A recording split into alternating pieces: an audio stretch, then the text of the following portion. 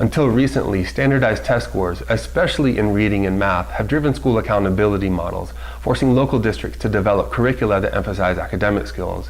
But the Every Student Succeeds Act requires states to develop new multi-metric accountability models, including at least one non-academic indicator. Child development studies show how non-academic or socio-emotional learning has a major impact not only on academic achievement, but also predicts success both in life and in the workplace. Now education leaders are rushing to interpret what non-academic indicators might be.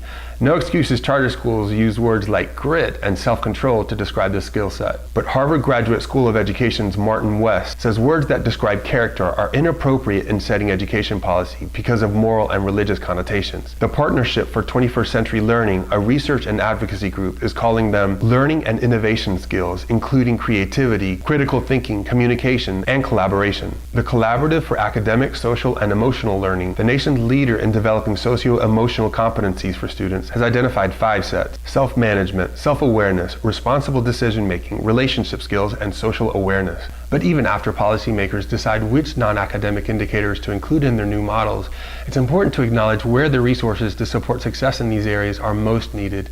Children from supportive relationships and environments tend to enter the classroom with these skills already in place.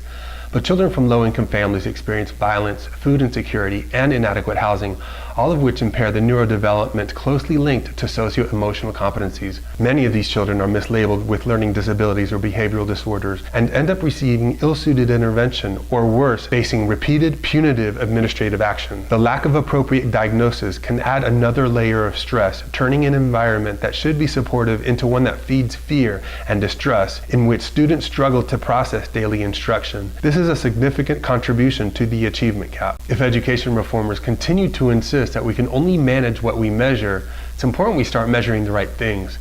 If you found this video helpful, go ahead and share it with your friends, and don't forget to click on the subscribe button so you can keep up with the latest education policy and social justice issues.